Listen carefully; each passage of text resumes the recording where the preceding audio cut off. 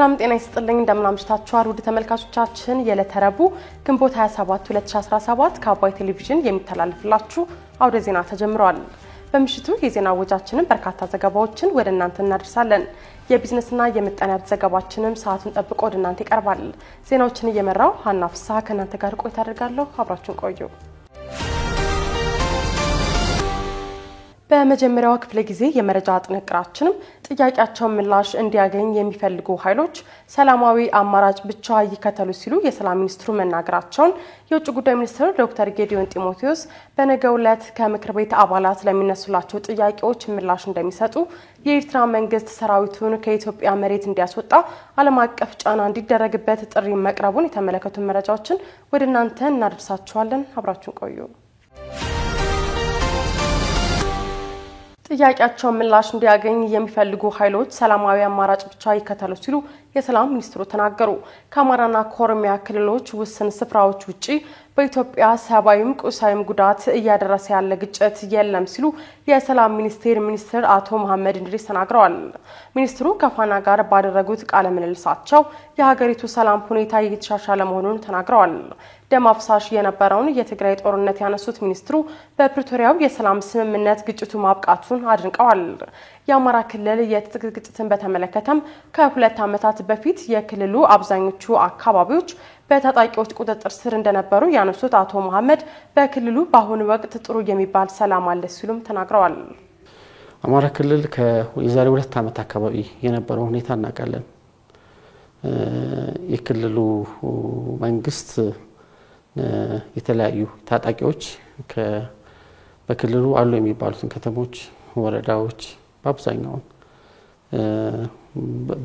በማለት በመቆጣጠር በኃይል በመቆጣጠር የፍላጎታቸውን ለማስፈጸም ሲጥሩበት የነበሩና ከፍተኛ የሰላም መደፍረስ የነበረበት ክልል ነው እና በክልሉ ውስጥ የነበረውን ሁኔታ እንመለከታለን።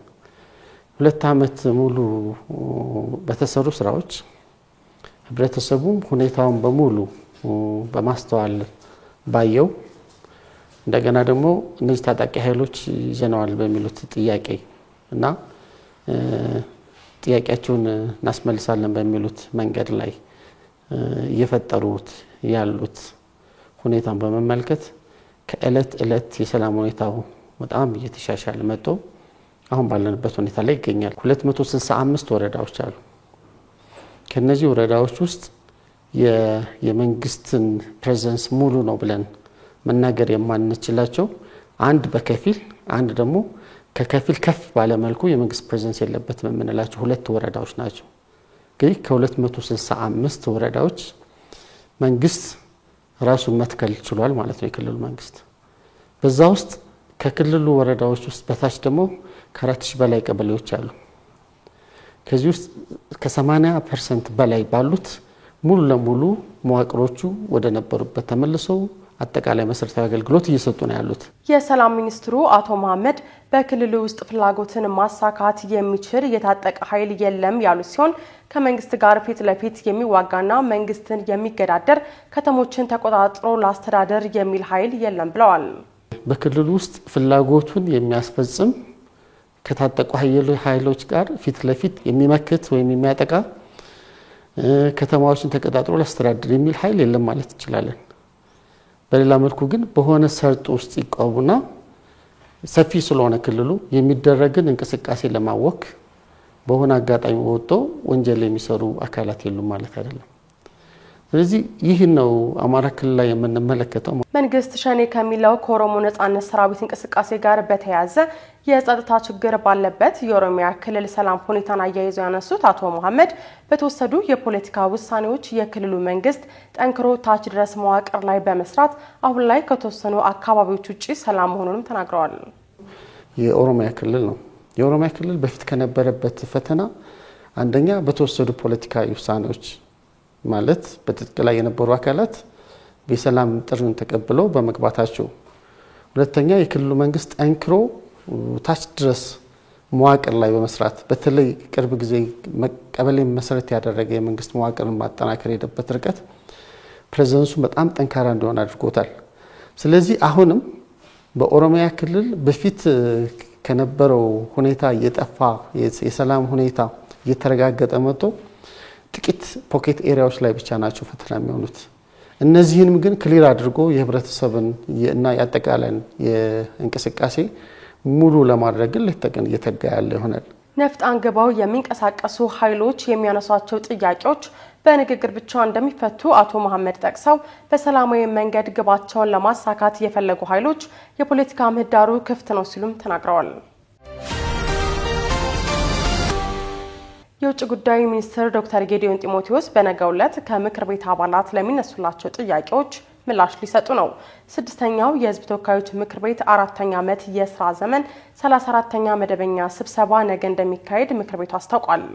ምክር ቤቱ ይፋ ባደረገው መረጃ የውጭ ጉዳይ ሚኒስትር ዶክተር ጌዲዮን ጢሞቴዎስ እንደሚገኙ ይፋ ያደረገ ሲሆን ለሚኒስትሩ ከምክር ቤት አባላት ለሚቀርቡላቸው ጥያቄዎች ምላሽና ማብራሪያ እንደሚሰጡም የህዝብ ተወካዮች ምክር ቤት ይፋ ባደረገው መረጃ አንስቷል። የምክር ቤቱ አባላት ኢትዮጵያ ከጎረቤት ሀገራት ጋር ያላት ግንኙነት በተለይም የኤርትራን ጉዳይ ቀዳሚ አጀንዳቸው ያደርጉታል ተብሎም ይጠበቃል። ኢትዮጵያ በቀይ ባህር በኩል የባህር በር የማግኘት ፍላጎቷን ይፋ ካደረገች በኋላ በኤርትራ በኩል የተለያዩ ክሶች የሚቀርቡ ሲሆን እነዚህን ክሶችና መንግስት ኤርትራን በተመለከተ የያዘውን አቋም በተመለከተም ጥያቄዎች እንደሚቀርቡ ይጠበቃል። ኤርትራ ኢትዮጵያን በተመለከተ እያራመደች ያለው አካሄድና ክሶችን በተመለከተም ሚኒስትሩ ሰፋ ያለ ማብራሪያ ሊሰጡ እንደሚችሉም ይገለጻል። ኤርትራ ከኢትዮጵያ ጋር በህዳሴ ግድብ ውዝግብ ውስጥ ከምትገኘው ግብጽ ጋር ትብብር መፍጠሯ በኢትዮጵያና በኤርትራ መካከል ያለውን ውጥረቱ እንዳባባሰው የሚገለጽ ሲሆን ይህ የኤርትራና ግብጽ ግንኙነት እንዲሁም የጎረቤት ሀገራቱ ሶማሊያና ሱዳን የጸጥታ ጉዳይ ይነሳል ተብሎም ይጠበቃል። የኢትዮጵያ የውጭ ጉዳይ ፖሊሲ ጉዳይ ከአሜሪካና ከሌሎች ሀብታም ሀገራት ጋር ስላለው ግንኙነትና የጠቅላይ ሚኒስትር አብይ አህመድ የአውሮፓ ሀገራት ጉብኝትም ሌላው አጀንዳ ሊሆን እንደሚችል የሚጠበቅ ጉዳይ ነው። በተጨማሪም ምክር ቤቱ የኢትዮጵያ የአደጋ ስጋት ስራ አመራር ረቂቅ አዋጅን አስመልክቶም የውጭ ግንኙነትና ሰላም ጉዳዮች ቋሚ ኮሚቴ የሚያቀርበው ሪፖርትና የውሳኔ ሀሳብ መርምሮ አዋጁን እንደሚያጸድቅ ይጠበቃል። የኤርትራ መንግስት ሰራዊቱን ከኢትዮጵያ መሬት እንዲያስወጣ ዓለም አቀፍ ጫና እንዲደረግበት ጥሪ ቀረበ። በህዝብ ተወካዮች ምክር ቤት የውጭ ጉዳዮች ቋሚ ኮሚቴ አባል አምባሳደር ዲና ሙፍቲ የኤርትራ መንግስት ወታደሮቹን ከኢትዮጵያ ግዛቶች እንዲያስወጣና ለኢትዮጵያ መንግስት ተቃዋሚ ታጣቂ ኃይሎች ድጋፍ ከመስጠት እንዲታቀብ ዓለም አቀፉ ህብረተሰብ ግፊት እንዲያደርግ ጠይቀዋል። የአምባሳደር ዲና ሙፍቲ ሆርን ሪቪው በተባለ ድረገጽ ላይ በጻፉት አስተያየት የኤርትራ መንግስት ከጸባጫሪ ድርጊቱ እንዲቆጠብ አሳስበዋል። አምባሳደር ዲና ሙፍቲ አክለውም የኤርትራ መንግስት የኢትዮጵያ ሉዓላዊ ግዛቶች እስከ ወዲያኛው ተቆጣጥሮ ሊቀጥል አይችልም ብለዋል። የፕሬዝዳንት ኢሳያስ ዋና ትኩረት በኢትዮጵያ የውስጥ ጉዳይ ላይ በማድረግ በትግራይና በአማራ ክልል የሚገኙ ታጣቂዎችን በመደገፍ የሰላም እንቅፋት እንደሆነ እየሰሩ ነው ሲሉም ገልጸዋል። በኢትዮጵያ የውስጥ ጉዳይ እጅ በማስገባት የኢትዮጵያ መንግስት ለመገልበጥ ፕሬዝዳንት ኢሳያስ ይመሩታል ያለው መንግስት የተለያዩ እንቅስቃሴዎችን እያደረገ ይገኛል ያሉት አምባሳደሩ ይህው ጣልቃ ገብነት አደገኛ ውጤት ይኖራል በማለትም አስጠንቅቀዋል። የኤርትራው ፕሬዝዳንት ኢሳያስ አፈወርቂ በ34ኛው የኤርትራ የነጻነት በዓል ላይ ባደረጉት ንግግር በኢትዮጵያ ውስጣዊ ጉዳይ ላይ ትኩረት አድርገዋል ያሉት አምባሳደሩ በንግግራቸው ላይ የራሳቸውን ሀገር ችግሮች ችላ ብለዋል ሲሉ ወቅሰዋል። አምባሳደሩ በአስተያየታቸው ኢሳያስ በኢትዮጵያ ውስጥ አንዱን ብሔር ከሌላው ጋር ግጭት እንዲፈጥር ማድረግ የቆየ ባህላቸው ነው ያሉ ሲሆን ጨምሮም ፕሬዝዳንቱ በኢትዮጵያ ውስጥ የሚንቀሳቀሱ ታጣቂዎችን መደገፋቸውን ሊያቆሙ ይገባል ሲሉም አስጠንቅቀዋል። የተወደዳችሁ ተመልካቾቻችን እየተከታተላችሁት ያላችሁት ከአባይ ቴሌቪዥን የአውደ ዜና የመረጃ ሰዓታችን ቀጥሏል። የታሰሩት የቤንሻንጉል ጉሙዝ ክልል ምክር ቤት አባል በቅድመ ሁኔታ እንዲፈቱ ስምምነት ላይ መደረሱን መገለጹን ሳልሳይ ወያነ ትግራይ የህወሓት አመራሮች ትግራይን ወደ ሌላ ጥፋት ከሚያስገባ አካሄድ እንዲቆጠቡ ማሳሰባቸውን ጨምሮ ሌሎች ዜናዎችን ዳሩሰላም ተሸሚዛለች። በድጋሚ አብራችን ቆዩ። የታሰሩት የቤንሻንጉል ጉሙዝ ክልል ምክር ቤት አባል በቅድመ ሁኔታ እንዲፈቱ ስምምነት ላይ መደረሱ ተገለጸ። ላለፉት 4 ወራት በእስር ላይ የሚገኙት የቤንሻንጉል ጉሙዝ ክልል ምክር ቤት አባል አቶ ዮሐንስ ተሰማ ከእስር እንዲፈቱ የሚያስችል ስምምነት በክልሉ መንግስትና በተቃዋሚው የቦሮ ዲሞክራሲያዊ ፓርቲ ወይም ቦዴፓ መካከል መፈረሙ ተገልጿል። በቤንሻንጉል ጉሙዝ ክልል መንግስትና ባለፉት ወራት ከክልሉ መንግስት ጋር መካረር ውስጥ በገባው ቦዴፓ መካከል ንግግር እየተካሄደው ባለፈው ሳምንት ሮብ ግንቦት 20ና ሐሙስ ግንቦት 21 2017 ሲሆን ሁለቱን አካላት ለማነጋገር የኢትዮጵያ ብሔራዊ ምርጫ ቦርድ ምክትል ሰብሳቢ አቶ ውብሸት አየለን ጨምሮ ሌሎችም ተገኝተዋል። በየካቲት መጨረሻ ያለመከሰስ መብታቸው ሳይነሳ የታሰሩት የምክር ቤት አባሉ አቶ ዮሐንስ ክስ ህጋዊ ወይም ፖለቲካዊ የሚለው ጉዳይ በንግግሩ አከራካሪ እንደነበር የቦሮ ዲሞክራሲያዊ ፓርቲ ሊቀመንበር አቶ አመንቴ ገሽና የኢትዮጵያ የፖለቲካ ፓርቲዎች የጋራ ምክር ቤት ሰብሳቢ አቶ ሰለሞን አየለ ገልጸዋል። አቶ አመንቴ እንደሚናገሩት እሳቸውና ቦዴፓን የወከሉ አመራሮች አቶ ዮሐንስ የፖለቲካ እስረኛ ስለሆነ ወደ ንግግር የምንገባው እሱን ያለ ቅድመ ሁኔታ ከፈታችሁ ነው የሚል አቋም ይዘው እንደነበር ማስረድተዋል። የምክር ቤት አባሉ የታሰሩት በፍትህ ጥያቄ እንደሆነ የተከራከሩት የመንግስት አመራሮች በበኩላቸው በህግ የተጀመረው ጉዳይ በህግ ማለቅ አለበት የሚል አቋም ማንጸባረቃቸውን ደግሞ አቶ ሰለሞን ተናግረዋል። በዚህም እስከ ሮብ ዕለት የዘለቀ ንግግር ከተደረገ በኋላ በተደረሰው መግባባት መሰረት በማግስቱ ሁለቱም አካላት 9 ነጥቦችን የያዘ የስምምነት ሰነድ መፈራረማቸውን ገልጸዋል። ስምምነት ላይ ከተደረሰባቸው ጉዳዮች መካከል በክልሉ ያለውን የፖለቲካ ምህዳር ከፍረጃ ከወቀሳና ከክስ ነጻ ማድረግ እንዲሁም የፖለቲካ ስምሪቶች አንዱ ፓርቲ ሌላውን ፓርቲ ከመውቀስ እንዲታቀብ የሚሉትን ጨምሮ ሌሎች ነጥቦችም እንደሚገኙበት የቦሮ ዲሞክራሲያዊ ፓርቲ ሊቀመንበር ተናግረዋል። በስምምነት ሰነዱ ላይ የተቀመጠው 9ኛ ነጥብ በእስር ላይ የሚገኙትን የምክር ቤት አባል አቶ ዮሐንስ ተሰማን የሚመለከት መሆኑ የተገለጸ ሲሆን ሌሎች መግባባት ላይ የተደረሰባቸው ነጥቦች ትግበራ ሂደት ከታየበት በኋላ ከእስር እንደሚፈቱ መገለጹን ቢቢሲ ዘግቧል። ሳልሳይ ወያነ ትግራይ የህወሓት አመራሮች ትግራይን ወደ ሌላ ጥፋት ከሚያስገባ አካሄድ እንዲቆጠቡ አሳሰበ። የህወሓት አመራሮች ካለፈ ጦርነት ያላገገመች ትግራይን ዳግም ወደ ሌላ ጥፋት ከሚያስገባ አካሄድ ይቆጠቡ ሲል በክልሉ የሚንቀሳቀሰው ተቃዋሚው ሳልሳይ ወያነ ትግራይ ገልጿል። በትግራይ በተቃዋሚነት የሚንቀሳቀሰው ሳልሳይ ወያነ ትግራይ ባሰራጨው መግለጫ የትግራይ ጉዳይ አጀንዳዎች ያላደረጉ የህወሓት መሪዎች ትግራይ ካለፈው ጦርነት ጠባሳ ሳታገግም ወደ ሌላ ጦርነት የምትገባበት ፖለቲካዊ አካሄድ ከጀመሩ ቆይተዋል በማለት ከሷል። ግለሰቦቹ በተለያየ አቅጣጫ ተሰልፈው ትግራይን ወደ ጦርነት እየገፉ ይገኛሉ ያለው ፓርቲው ቡድኖች ከድርጊታቸው እንዲቆጠቡም ጠይቋል። አክሎም በክልሉ ተደቅኖ ያለ ፖለቲካዊና የጸጥታ አደጋ የሚያስቀር እውነተኛ ፖለቲካዊ ውይይት እንዲደረግም ጥሪ አቅርቧል። የሳልሳይ ወያነ ትግራይ ሊቀመንበር አቶ አሉላ ኃይሉ የትግራይ ፖለቲከኞች ህዝቡን ለአደጋ የሚያጋልጥ አካሄድ እንዲያቆሙ መናገራቸውን በመጥቀስም ዶቼቬሌ ዘግቧል። ሳልሳይ ወያነ ትግራይ ፓርቲን ጨምሮ በህወሓት ክፍፍል ምክንያት አላማቸውና ጥያቄዎቻቸው በሰላማዊና ህጋዊ መንገድ እንዳያስፈጽሙ የተገፉ የትግራይ ልጆች አፈሙዝ ለማንሳት ተገደዋል ብለዋል። ይህ እንዲፈጠር እያደረገ ሁኔታ የሚቀይር እውነተኛ ፖለቲካዊ ውይይት በማድረግ ተደቅኖ ያለው የከፋ አደጋ ለመቀልበስ ሊሰራ እንደሚገባም አንስተዋል። በትግራይ ያለው ፖለቲካዊ ኃይል የተቃወሙ ታጣቂዎች ማዕከላቸውን አፋር ክልል አድርገው እየተንቀሳቀሱ መሆኑን መረጃዎች አመለክታሉ። በተመሳሳይ አረና የትግራይ ነጻ ፓርቲና ባይቶና ተመሳሳይ ጥሪ ያቀረቡ ሲሆን የህወሓት አመራሮች አካሄድ ስጋት እንደሆነም በተደጋጋሚ ጊዜ ገልጸዋል።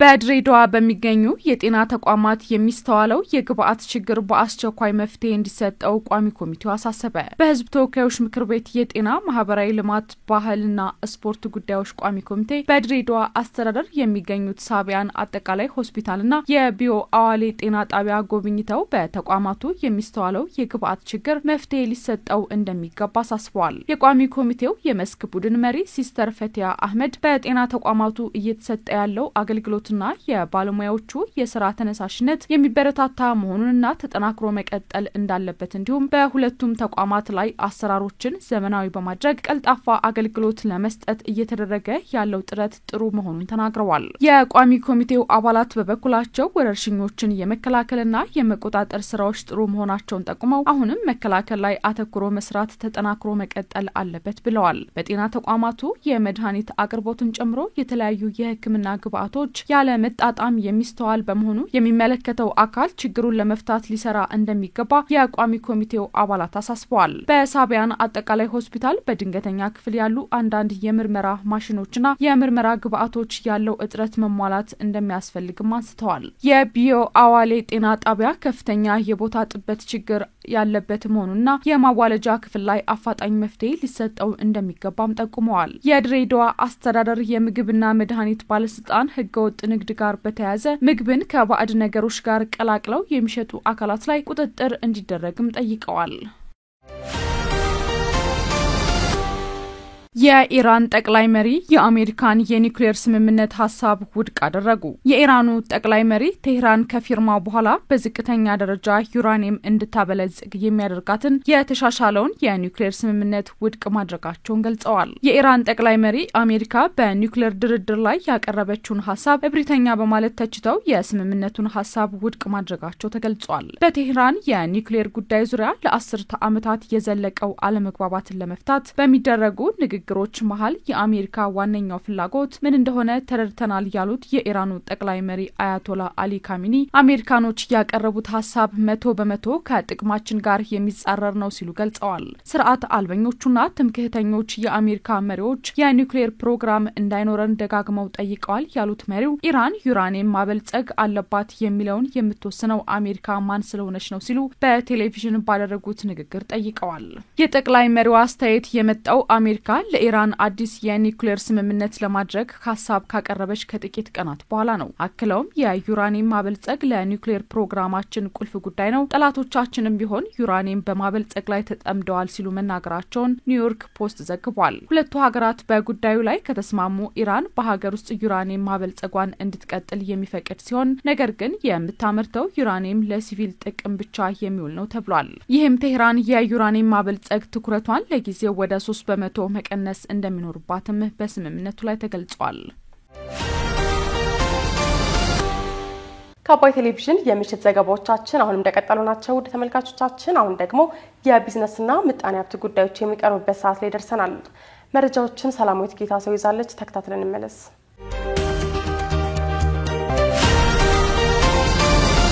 ወጋገን ካፒታል ኢንቨስትመንት ባንክ የመጀመሪያው የግል ኢንቨስትመንት ባንክ በመሆን አገልግሎት መስጠት ጀመረ። ኢንቨስትመንት ባንኩ ከኢትዮጵያ የካፒታል ገበያ ባለስልጣን ፍቃድ በማግኘትና ከኢትዮጵያ የሰነደ መዋለ ንዋዮች ገበያ የንግድ አባልነት ምዝገባ በማከናወን ካፒታል ገበያውን መቀላቀሉን አስታውቋል። በኢንቨስትመንት ባንኩ ስራ የማስጀመሪያ ስነ ስርዓት ላይ የኢትዮጵያ የሰነደ መዋለ ንዋዮች ገበያ ዋና ስራ አስፈጻሚን ጨምሮ በርካታ የባንኩ አመራሮች፣ ባለድርሻዎችና ጥሪ የተደረገላቸው እንግዶች ተገኝተዋል። ወጋገን ካፒታል ኢንቨስትመንት ባንክ 385 ሚሊዮን የተከፈለ ካፒታል የተመሰረተ መሆኑንም ገልጸዋል። የወጋገን ካፒታል ኢንቨስትመንት ባንክ ዋና ስራ አስፈጻሚ ብሩክታዊት ዳዊት ዋነኛ የኢንቨስትመንት ባንኩ ስራ ማማከር መሆኑንም አስታውቀዋል። ድርጅቶች በኢትዮጵያ የሰነደ መዋለ ንዋዮች ገበያ ላይ መመዝገብ ቢፈልጉ ድርሻቸውን መሸጥና ሀብት መጨመር ካሰቡ ወጋገን ካፒታል ሰነድ ማዘጋጀትና ምክር የመስጠት ኃላፊነት እንዳለውም አንስተዋል። በተጨማሪም የሰነደ መዋለ ንዋዮች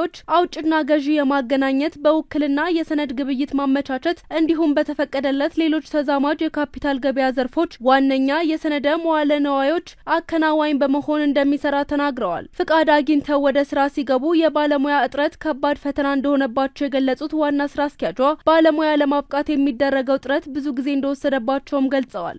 ስራ በመስራት ላይ ነን ያለነው። ያው እንደምታውቀው አንድ አሶሲዬሽን ኦር ኢንስቲትዩሽን ሲጀመር ብዙ ነገሮች አሉት። አንዱ ስታፊንግ ነው። በስታፊንግ በጣም ተቸግረን ነበር። ምክንያቱም ልምድ ያለው ሰው በኢንቨስትመንት ባንኪንግ የለም። ይሄ ደግሞ አይፈረድም በማንም፣ ምክንያቱም አልነበረም፣ ኢንስቲትዩሽኑ አልነበረም። ስለዚህ በጣም ብዙ ጊዜ የምናቃጥለው ያለ ነው በትሬኒንግ ዲቨሎፕመንት እና በጣም አስፈላጊ ስለሆነ ከውጭ ሁለት ሰዎች አመጣን፣ የውጭ ሀገር ሰዎች ማለት ነው፣ እንዲረዱን፣ አንድ በስራ ሁለት ደግሞ በማስተማር። ትልቁ ነገር ስታፌን እንዲያስተምሩ ነው። በቃ ትልቁ ነገር አንድ ነገር መስራት ሲፈልግ ቦንድ ነው የሚገዛው አይደለም፣ ተበዳሪ ነው ማለት ነው። ስለዚህ ለህዝብ ብቻ ሳይሆን ለሀገርም የሚጠቅም ኢንስቲትዩሽን ነው በጣም እና እኛ እንደውም በጣም ረጅም ጊዜ ፈጅቶብናል። ወጋገን ካፒታል ኢንቨስትመንት ባንክ ሲቋቋም ወጋገን ባንክ ድርሻ ከመያዙ በስተቀር በአደረጃጀት በማኔጅመንትና በሚከተለው የአሰራር ስርዓት ሙሉ በሙሉ የተለየና ራሱን የቻለ ተቋም እንደሆነም ስራ አስኪያጁ አስረድተዋል። ወጋገን ባንክ ከ70% በላይ አክሲዮን መያዙን የገለጹት ኃላፊዋ ቀሪው ድርሻ በግለሰቦችና በድርጅቶች የተያዘ መሆኑንም አብራርተዋል። ወጋገን ባንክ is a different entity፣ የራሱን የቻለ ባንክ ነው። ወጋገን ካፒታል የወጋገን ባንክ ሼር አለው፣ ማጆሪቲ ሼር አለው። ወጋገን ባንክ ብቻ አይደለም ሼር ያለው፣ በጣም ብዙ ሰዎች ሼር ገዝተው ሼር ሆልደሮች አሉ። በስራ ግን አንገናኝም። ለጊዜው የወጋገን ባንክን ህንጻ ውስጥ 10ኛውን ፎቅ ተከራይተናል። ግን በስራ አንገናኝም። የሚያገናኝም ነገር የለም። ስራችን በጣም የተለያየ ነው። እኛ ብድር አንሰጥም፣ ዲፖዚት አንቀበልም። ስራችን ዲስቲንክትሊ የተለየ ነው። የነሱ ደግሞ ያው እንደምታውቀው ኮመርሻል ባንክ የሚሰራውን ስራ ነው የሚሰሩት። ስለዚህ ምንም የሚያገናኘን ነገር የለም። የወጋገን ባንክ ቴክኖሎጂ ዘርፍ ምክትል ስራ አስፈጻሚ ሰለሞን ተስፋዬ በበኩላቸው ባንካቸው የካፒታል ባንኩ ከፍተኛ ድርሻ እንዳለው ገልጸው በዚህ ዘርፍ ቀዳሚ ከሆነው ወጋገን ካፒታል ኢንቨስትመንት ባንክ ላይ ኢንቨስት ማድረጋቸው ባንኩን ተጠቃሚ እንደሚያደርገው አስረድተዋል። በቅድሚያ የወጋገን ካፒታል ኢንቨስትመንት ባንክ በርግጥ የወጋገን ባንክ ትልቅ አክሲዮን ይዞ ቢያቋቁመው በስራ ዘርፍም ሆነ በአደረጃጀት የተለየ ኩባንያ ነው። ቀደም መድረክ ላይ እንደተገለጸው ወጋገን ካፒታል ኢንቨስትመንት ባንክ ራሱን ቻለ አመራር፣ ራሱን ቻለ ተቋም፣ ራሱን ቻለ አደረጃጀትም ያለው ነው። በስራም ዘርፍ ይለያያሉ። እኛ ሞር ፎከስ የምናደርገው ወጋገን ባንክ ኮመርሻል ባንኩ ላይ ነው። ይሄ ኮንቬንሽናል ባንኪንግ ላይ ነው። ይሄኛው ግን ኢንቨስትመንት ባንክ አሁን አገሪቱ ላይ የመጣ ካለው የካፒታል ማርኬት ገበያ ፍላጎት ሰከንደሪ ማርኬት የሚለውን እሱን ለመስራት ነው ቤዚካሊ ተቋቋመው። ስለዚህኛ ኦፍ ኮርስ ባለቤት ነን፣ ከፍተኛ ባለቤት ነን እንጂ በስራ ደረጃ ግን ሁለቱ ተቋማት የተለያዩ ናቸው። ያለን ከፍተኛ ባለ አክሲዮን ትልቁን ድርሻ ያዝነው እኛ ነን። ግን በስሩ ግን እህት ካምፓኒዎች አሉ፣ ተጨማሪ ሼር ሆልደሮች አሉ። ወጋገን ባንክ ግን ከፍ ያለውን ድርሻ ይዛል፣ ከ80% በላይ ያለው። አዲስ ኢንተርናሽናል ባንክ የስያሜና የአርማ ለውጥ ማድረጉን አስታወቀ። ላለፉት 14 ዓመታት በፋይናንስ ኢንዱስትሪ ውስጥ አዲስ ኢንተርናሽናል ባንክ በሚል ስያሜ ሲታወቅና ሲሰራ የቆየው ባንክ ትናንት ማምሻውን ባካሄደው ይፋዊ ስነ ስርዓት አዲስ ባንክ በሚል አዲስ ስያሜና የባንክ አርማ መቀየሩን አስታውቋል። ባንኩ ከአዲሱ ስያሜና አርማ ጋር በሚስማማ መልኩ ለስኬቶ የታመነ የሚል አዲስ የመሪ ቃልም አስተዋውቋል። የአዲስ ባንክ ዋና ስራ አስፈጻሚ አቶ ኃይሉ አለሙ ባንኩ ያደረገው የስያሜና የአርማ ለውጥ አስመልክቶ ባደረጉት ንግግር የተደረገው ለውጥ ባንኩ የተነሳበትን ዓላማና ቀጣይ ሊደርስበት ያስቀመጠውን ግብ ለማሳካት የሚያግዝ ነው ብለዋል። ባንኩ ሁሉንም አካታች እንደሆነና ለሁሉም የህብረተሰብ ክፍሎች ተደራሽ የሆነ የባንክ አገልግሎት እየሰጠ እንደሚገኝ የተናገሩት ዋና ስራ አስፈጻሚው የተደረገው ለውጥ የባንኩን ዘመናዊነት፣ ዲጂታል አገልግሎትን የማሳደግ ፍላጎትና ለወደፊት መስፋፋት ያለውን እቅድ ያንጸባርቃል ብለዋል። መነሻችንን የዛሬ ማንነታችንን እና መዳረሻችንን አጉልቶ የሚያሳይ መገለጫችን ሲሆን ትናንት የተነሳንበትን ራዕያችንን አስቀጥለን አሁን ያለንበትን አቅም አጠንክረን ልንደርስበት ያለምነውን አጉልተን የምናሳይበት ነው። ከዚህ ባሻገር ባንኩ አዲስ መሪ ቃል ለደንበኞቻችን ስኬት በታማኝነትና በትጋት እንደሚሰራ የምናሳይበትና ደንበኞቻችንን ለባንካችን የእድገት መሰረት መሆናቸውን የምናረጋግጥበት ነው። ይህም ለደንበኞቻችን የምንሰጣቸውን አገልግሎቶች ለማሻሻልና አዳዲስ አገልግሎቶችን ለማቅረብ የሚያስችል ይሆናል። ሁሉን አካታች ቀዳሚ ባንክ የመሆን ራዕዩን ያነገበው ባንካችን በሚቀጥሉት ጊዜያት ያስቀመጠውን ራዕይና ተልዕኮ ከግብ በማድረስ በሀገራችን ተወዳዳሪ ባንክ እንደሚሆን ሙሉ እምነት አለኝ። አዲስ ባንክ ከአዲሱ ማንነቱ ጋር በመሆን ለደንበኞች የበለጠ ቀልጣፋ፣ ዘመናዊና አስተማማኝ አገልግሎት ለመስጠት ምኞት እንዳለውም ተናግረዋል። ባንኩ እስካሁን በቆየባቸው ዓመታት እንዲሁም በበጀት ዓመቱ ያከናወናቸውን ስራዎች በተመለከተ ዋና ስራ አስፈጻሚው ተከታዩም ብለዋል። ባለፉት 14 ዓመታት በፋይናንስ አቅርቦትና አገልግሎት ላይ ይታይ የነበረውን ክፍተት ለማጥበብ የበኩሉን ድርሻ ተወጥቷል።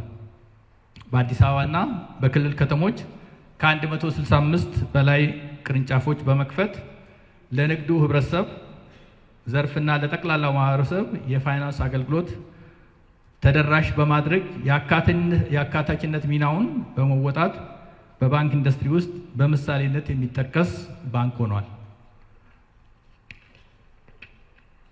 ባንኩ ሊጠናቀቅ ባለው ሂሳብ ዓመት ላቅ ያለ ውጤት በማስመዝገብ ላይ ሲሆን በተለይም የተቀማጭ ገንዘብ ማሰባሰብ፣ የውጭ ምንዛሬ አቅርቦትን በማሳደግና ዘመናዊ የዲጂታል ባንክ አገልግሎት ስራ ላይ በማዋል ከፍተኛ ትርፍ ማስመዝገብ ችሏል።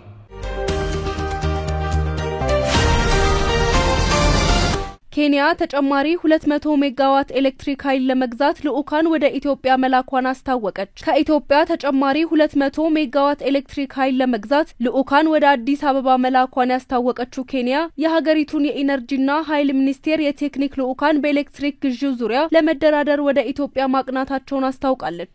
ወደ ኢትዮጵያ ያቀናው የኬንያ ልኡካን በኤሌክትሪክ ኃይሉ የክፍያ ታሪፍ አቅርቦቱ የሚከናወንበት ጊዜ የማስተላለፊያዎቹ ደህንነት አጠባበቅ መንገዶች ዙሪያ የመጨረሻ ስምምነቱን እንደሚፈጽም ተገልጿል። ለኬንያ የሚቀርበው ተጨማሪ መጠባበቂያ ኃይል ከህዳሴው ግድብ ከሚመነጨው እንደሚሆን የኬንያው KDR TV መረጃ ያመለክታል። ከ3 ዓመታት በፊት ኬንያና ኢትዮጵያ ለ25 ዓመታት የሚቆይ የኃይል ግዢ ስምምነት መፈጸማቸው የሚታወስ ሲሆን ኢትዮጵያ ለኬንያ ኤሌክትሪክ በማቅረብ በኪሎዋት 6.5 የአሜሪካን ሳንቲም እንደምታስከፍል ተቀምጧል። ኢትዮጵያ ለኬንያ የምታካፍላት የኪሎዋት ክፍያ ለማምረት ከምታወጣው ወጪ እጅግ ያነሰ ነውም ተብሏል። ኬንያ ከጂኦተርማል ኢነርጂ 1 ኪሎዋት ለማመንጨት 20 የአሜሪካን ሳንቲም ወጪ እንደምታደርግ ተጠቁሟል። ኬንያ አጠቃላይ ከጎረቤቶቿ የምታስገባው የኤሌክትሪክ ኃይል መጠን 400 ሜጋዋት ለማድረስ እየጣረች መሆኑ የተጠቆመ ሲሆን ይህም ዓመታዊ $10 ሚሊዮን እንድታድን ያደርጋታል ተብሏል። በአሁኑ ወቅት በኬንያ የኤሌክትሪክ ኃይል ፍጆታ ከፍተኛ በሚሆንበት ሰዓታት 285 ሜጋዋት እጥረት እንደሚያጋጥማት መረጃዎች አመላክተዋል። ስትከታተሉት የነበረው የዕለተ ረቡዕ ግንቦት 27 2017 የምሽቱ መረጃችን ይህንን ይመስል ነበር። አብራችሁን ስለነበራችሁ ከልብ እያመሰገን በያላችሁበት መልካም ምሽት